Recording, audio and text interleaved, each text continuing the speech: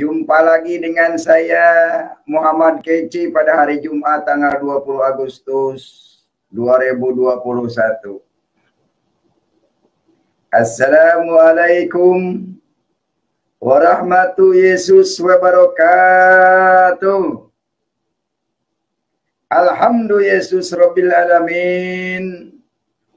Segala puji dinaikkan kehadirat Tuhan Yesus Bapa di surga, yang layak dipuji dan disembah.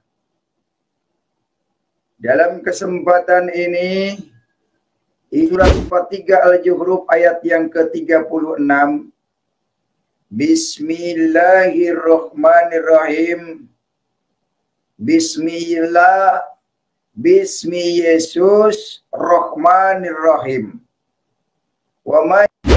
Indonesia sekarang belum merdeka dari jajahan politik Arab, yaitu politik agama Arab. Agama Arab ini politik. Jadi saudara mesti sadar, tidak mungkin orang akan diselamatkan karena politik. Tidak mungkin orang mau masuk surga karena mengamalkan ajaran-ajaran politik. Politik dunia, politik internasional. Siapa yang membunuh, siapa yang perang Badar? Muhammad. Muhammad bin Abdullah adalah pemimpin perang Badar dan perang Uhud. Membunuh dan membinasakan.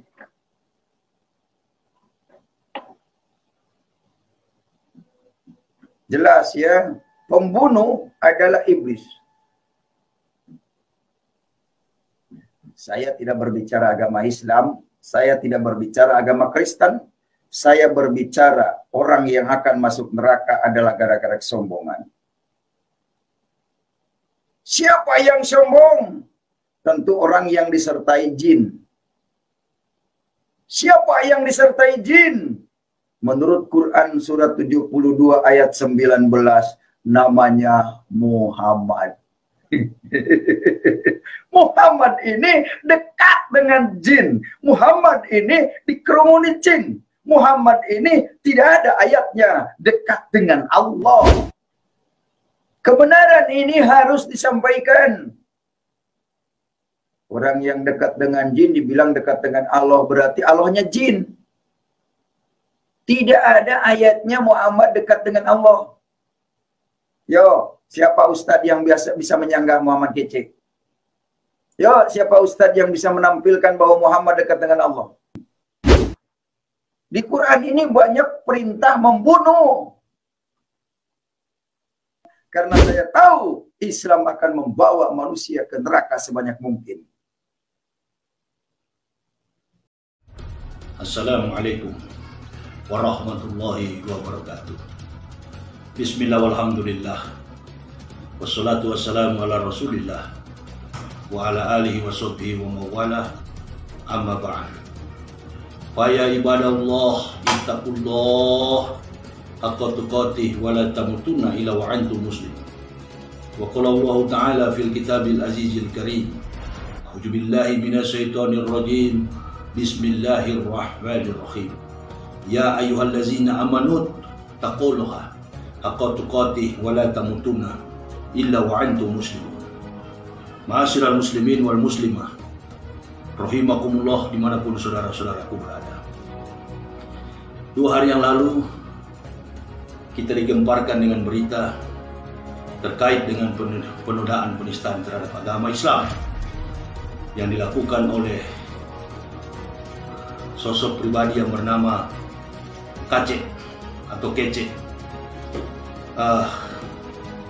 Konon makhluk manusia ini dulunya adalah orang yang beragama Islam kemudian murtad. Itu urusan pribadi, karena dalam undang-undang negara kita, di dalam aturan perundang-undangan negara kita, setiap warga negara berhak memeluk agama apa saja. Jadi itu urusan dia pribadi. Dia masuk agama murtad dari Islam. Demikian juga kami pribadi yang dulunya beragama Kristen kemudian mendapat hidayah, diberi petunjuk oleh Allah Subhanahu wa taala untuk mendapatkan agama para nabi, dinul haq, dinul Islam. Mengapa saya katakan Islam ini agama para nabi? Karena semua ajaran yang dilakukan oleh umat Islam itu dilakukan oleh semua nabi yang pernah diutus oleh Allah Subhanahu wa taala ke dalam dunia ini. Mulai dari Nabi Adam sampai nabi yang terakhir, Rasulullah Muhammad sallallahu alaihi wasallam. Kita sebagai umat Islam adalah kaum mayoritas. Artinya mayoritas komponen masyarakat bangsa ini. Bahkan mulai dari Presiden Republik Indonesia, Joko Widodo, itu adalah orang yang beragama Islam. Ibu bapak, saudara-saudara rahimakumullah, ayat yang saya bacakan tadi itu adalah pegangan hidup dan mati kita sebagai umat Islam. Ya ayyuhalladzina amanu taqullaha haqqa tuqatih wa la tamutunna illa wa antum muslimun. Wahai orang-orang beriman, bertakwalah kamu dengan sebenar-benar takwa, dan janganlah kamu mati kecuali dalam keadaan Islam. Tidak ada harta yang paling berharga di dunia ini, jabatan, pangkat, kedudukan apapun akan berakhir nanti di liang kubur. Liang kubur hanyalah transit. Kuburan berulang-ulang saya dakwakan, saya katakan bahwa kuburan itu hanyalah transit. Kuburan itu adalah awal daripada kehidupan. Oleh dan sebab itu kematian bukanlah akhir dari segala-galanya. Kematian fisik ini bukan kematian ruh. Kematian fisik ini adalah awal daripada kebangkitan ruh yang akan dipertanggungjawabkan di pengadilan akhir nanti. Iqra kitabaka binafsikal yauma alaika hasiban. Bacalah kitabmu, cukup dirimu sendiri yang menjadi penghisab atas perbuatan. Ini adalah keterangan yang membenarkan bahwa Islam ini adalah ajaran yang rasional, teologis, kontekstualis, sistematis, dan tidak pernah bertentangan dengan akal pikiran manusia yang sehat. Mengapa demikian? Karena Islam tidak membutuhkan juru selamat. Keselamatan itu bergantung kepada sosok hamba pribadi dengan Tuhannya. Iqra kitabaka binafsikal yauma alaika hasiban. Bacalah kitabmu, cukup dirimu sendiri yang menjadi penghisab atas perbuatan. Tidak ada juru selamat. Cari selamat masing-masing. Dia harus bergantung dan berharap pada amal perbuatan, amal soleh, iman kepada Allah Subhanahu wa taala. Qad aflahal mu'minun, beruntunglah orang yang beriman. Dan dipertahankan keimanan itu sampai ke liang kubur, tidak murtad. Terkait dengan makhluk yang menodai, yang menistakan Islam ini, dari sosok pribadi, dari bahasa, 1 tahun yang lalu dia pernah menyinggung-nyinggung nama saya. Tapi saya melihat orasinya, cara berbicaranya, dan saya pernah katakan bahwa ini tidak lebih daripada orang kampung yang banyak kita jumpai, tukang-tukang beca di pinggir-pinggir jalan, pedagang-pedagang asongan, mang-mang itu yang menarik beca, itu yang sering saya jumpai seperti itu, makhluk itu. Jadi ini akibat apa ini? Ini akibat apa? Ini akibat kesombongan. Ini akibat ketidakpaham. Saya juga heran, kedudukan jadi Kristen sebagai apa? Saya tidak tahu. Karena kalau sebagai pendeta, dia duduk dalam satu jemaat, memimpin sebuah jemaah. Saya orang yang pengalaman dan termasuk pakar dalam bidang teologi. Tapi ini, makhluk satu ini, saya nggak ngerti. Apakah dia mengerti arti katekisasi? Apakah dia mengerti tentang eklesiologi? Apakah dia mengerti tentang kristologi? Apakah dia paham tentang sakramen? Apakah dia paham tentang liturgika? Apakah dia paham tentang ilmu dogmatika? Wallahu a'lam bishawab. Karena di Kristen itu pun ada aturan-aturannya. Ma'asyiral muslimin jamaah rahimakumullah, di dalam ajaran Kristen itu ada 3 kelompok di Kristen itu, 4 bahkan. Yang pertama adalah Protestan, yang kedua adalah Katolik, yang ketiga Adventis, dan yang sering ribut itu Anabaptis. Kalau saya perhatikan di media-media massa, ada mereka sering berdebat. Mereka berdebat seolah-olah mereka ahli. Satu dari Islam, satu dari Kristen. Kalau saya lihat debat-debat mereka ini, itu debat alegoris. Debat yang tidak menempatkan pada pengetahuan kemampuan teologis. Jadi debat ini adalah debat orang awam. Jadi dari pihak Kristen seenak perutnya menafsirkan Bible Kristen, dari pihak Islam juga seenak perutnya menafsirkan Bible Kristen, bahkan isi daripada Al-Quran. Nah ini yang membuat kacau di media sosial. Jadi orang awam akan menganggap, penonton akan menganggap, netizen akan menganggap dua-dua orang ini hebat. Padahal tidak mengerti. Yang dari pihak Islam juga tidak paham, yang apalagi yang dari pihak Kristen tidak paham. Saya sudah nonton itu, saya sudah lihat, sering lihat, saya cuma ketawa melihat mereka itu. Bahwa seseorang menjadi seorang pendeta di Kristen itu sangat ketat. Saya dari sana. Pendeta Pentakosta tidak boleh naik mimbar Protestan. Karena di Protestan itu ketat sekali mengenai aturan dogmatika itu. Dogmatika gereja itu ketat betul. Dari mana asal usul sekolah teologinya? Kalau dari aliran Anabaptis tidak diterima di Protestan. Dan dalam tatanan kehidupan liturgika, tata cara peribadatan, itu harus dikuasai. Pedoman-pedoman gereja. Kalau kita di Manado dulu ada trilogi pembangunan, bahkan di Papua. Saya banyak teman di Papua, Pendeta Samuel Imbir. Itu satu klasis kami dulu, klasis Sorong, Raja Ampat, Sorong. Kedudukan gereja kami ada di Dom. Pendeta Abraham Maudoma, Pendeta Samuel Imbir, Pendeta Andris Chu, Pendeta Kombado, Pendeta Beni Kriapon, Pendeta Nanuru, Pendeta Edward Kotutung. Masih banyak teman-teman saya pendeta. Bahkan sampai di Kalimantan pun banyak teman-teman saya pendeta. Salah satunya ada teman saya sering ke rumah waktu dia belum beristri, Pendeta Henry Butar-Butar. Itu orang Batak dari HKBP. Dan saya sering pidato di gerejanya waktu saya masih pendeta. Nah, ini manusia satu ini entah pendeta dari mana. Ya, dan saya perhatikan bahasanya itu bukan bahasa teologis. Saya ini orang yang masuk Islam tahun 2006. Tahun 2006. Sampai hari ini saya tidak mampu membaca kitab kuning itu, kitab gundul. Angkat tangan saya menyerah. Allahu Akbar. Saya hanya bisa baca Al-Quran. Tapi kalau kitab gundul saya angkat tangan. Allahu Akbar. Saya angkat tangan. Tanya yang kaliber-kaliber, Ustadz Somad pun mengaku. Beliau pernah mengaku. Belum lama beliau menguasai kitab itu. Itu kitab yang tidak mudah. Itu kitab yang tidak gampang dibaca dan dipelajari. Diselewengkan maknanya oleh orang yang tidak mengerti agama. Baik agama Islam, apalagi dalam agama Kristen. Kesimpulan saya adalah orang ini bukan seorang apologet, bukan seorang mempertahankan keyakinannya terhadap keyakinan lain. Dia bukan seorang inclusivism. Dia adalah eksklusivism. Eksklus. Ini teologi eksklus kalau saya pelajari dulu ini teologi eksklus. Memandang kebenaran di satu sisi aja bahwa hanya dia yang betul. Hanya dia yang betul. Padahal kebenaran sebuah pemaknaan teologi itu harus dipahami oleh fakta histori, sistematika, budaya, antropologi, sosiologi. Dia harus paham itu sampai kepada rumusan filsafat dalam satu kehidupan masyarakat yang lama dan kemudian masyarakat temporary, masyarakat yang ada saat ini. Itu pemahaman teologi. Maka dia disebut sebagai Theos and Logos.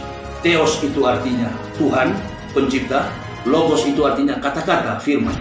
Nah, bagaimana dia mempelajari tentang teologi, ilmu kata-kata, firman dari Allah Subhanahu wa Ta'ala, sementara kitab yang dia yakini bukanlah firman dari Allah Subhanahu wa Ta'ala. Hanya dengan asumsinya, hanya dengan perasaannya, hanya dengan pikirannya yang kosong, yang tidak punya pengetahuan. Nah, mungkin hanya 1-2 kalimat waktu dia di Islam, dia bisa baca Iqra dan kemudian membaca Al-Quran tanpa tartil. Hanya baca rata begitu, tanpa tajwidnya, tanpa makhrujnya, dan kemudian dia murtad dari Islam. Jadi kesimpulan saya, ini orang bukanlah seorang ahli.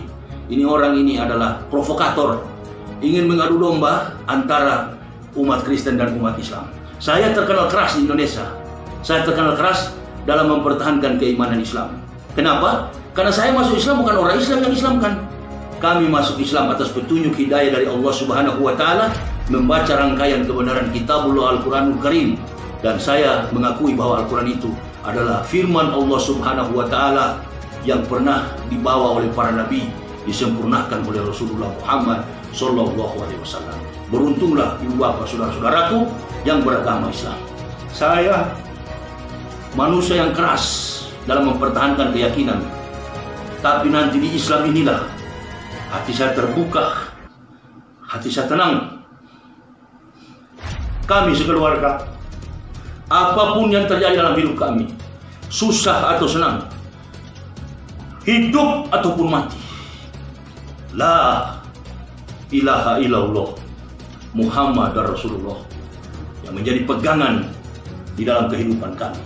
Saya bukan orang bodoh yang masuk Islam. Saya paham betul tentang teologi Kristen.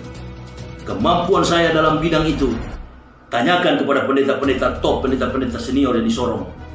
Bagaimana berdialog dengan saya, bagaimana saya mendidik mereka dulu. Termasuk dengan rumusan-rumusan yang tertuang di dalam Introduction to the Old Testament and New Testament. Pengantar kepada Perjanjian Lama dan Perjanjian Baru. Ini penistaan, ini penodaan.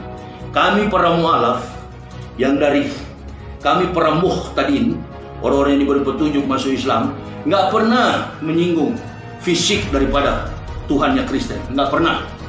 Kami hanya pernah mengatakan, kami sering mengatakan, bahkan sampai hari ini pun kami masih mengatakan, Nabi Muhammad saja tidak ada fotonya. Bagaimana mungkin Isa Al-Masih ada fotonya? Itu rasionalitas dalam menetapkan sebuah keputusan teologis berdasarkan teori. Dalam prinsip sains, teori salah, tidak mungkin praktik benar. Sedangkan di Islam, Al-Quran sudah betul, banyak orang Islam yang keliru. Sudah ada Nabi, melantik Nabi baru. Sudah ada Nabi, melantik Nabi baru. Sudah ada Rasul, melantik diri menjadi Rasul baru. Nah, oleh dan sebab itu, jadikan ini pelajaran. Kalau mau berdebat, harus ahli. Kalau mau berdialog, jangan pakai media sosial. Face to face, berhadapan. Hadirkan ahli bahasa, hadirkan ahli sejarah, hadirkan pakar teologi. Duduk di situ, bahkan jangan pernah lupa, hadirkan ahli filsafat. Karena semua rumusan teori Bible Kristen itu, rumusnya adalah, bahasanya adalah bahasa filsafat. Sehingga seorang pendeta ataupun guru agama Kristen mengkonsentrasikan diri dalam mengambil program Strata 1, 160 SKS, dengan mengkonsentrasikan diri pada ilmu filsafat kependetaan. Jadi semua teori Bible Kristen itu adalah teori filsafat, khususnya New Testament, Perjanjian Baru. Jadi kacek, atau kece, atau kucu, atau kici, kamu belajar Kristen dengan baik dulu, ya, baru menyanggah agama Islam. Agama Islam sendiri kamu nggak ngerti, dan tidak mudah menafsir Quran. Dalam Islam itu nggak mudah. Ada para mufassirin. Apa mufassirin itu? Ahli-ahli tafsir. Termasuk Prof. Resiap itu, orang tua-tua kita yang memang masih ada, para ahli tafsir. Saya kira ini yang bisa saya sampaikan jamaah. Sekali lagi, pertahankan iman Islam sampai titik darah penghabisan. Ada yang bilang, oh Yahya Waloni juga. Yahya Waloni juga suka menista agama. Oi kawan, beda kelas. Beda kelas. Beda kelas. Kami tahu etika hidup. Kami tahu etika bermasyarakat. Kami tahu etika beragama. Kami menyindir hanya suara teori. Ajarannya. Kami tidak pernah menyinggung, menyentuh simbol-simbol yang dianggap suci oleh agama lain. Camkan baik-baik itu. Tapi Paul Zhang dengan si siapa ini, kecek kocok ini, ini pakai nama Muhammad, Allahu Akbar. Makanya saya tidak ngakui dia, saya tidak panggil dia Muhammad. Saya panggil dia makhluk kecek, makhluk kacek, makhluk kucu, makhluk kici. Ya, jadi saya kira tidak perlu saya tanggapi karena bukan kelas, kelasnya jauh langit daripada bumi, bukan kelas. Nanti soal persoalan kitab gundul itu, kitab kuning itu, nanti dia pertanggungjawabkan. Akan dibuktikan nanti di pengadilan. Dia bisa baca nggak? Dia bisa baca nggak? Karena di Islam ini banyak ahlinya. Saya kira itu yang bisa saya sampaikan jamaah. Pertahankan iman Islam ini dengan takwa kepada Allah Subhanahu wa Ta'ala. Wassalamualaikum warahmatullahi wabarakatuh. Allahu Akbar. Allahu Akbar. Allahu Akbar. La ilaha illallah Muhammad Rasulullah. Sampai masuk ke dalam liang kubur.